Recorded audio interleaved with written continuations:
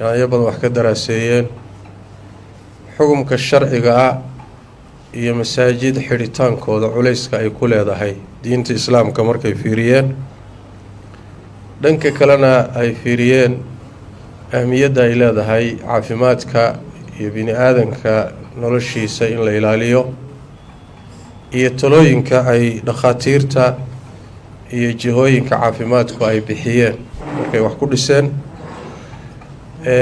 waxaa u soo baxday oo ay soo saareen go-aamada soo socda.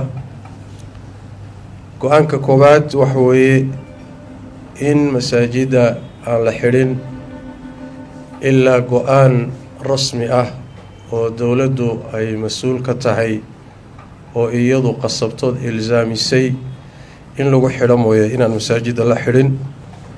maxaa yeelay ilaa iyo hadda wax khatar weyn oo keeni karta in masaajidda la xidho ilaa iyo hadda ma jirto.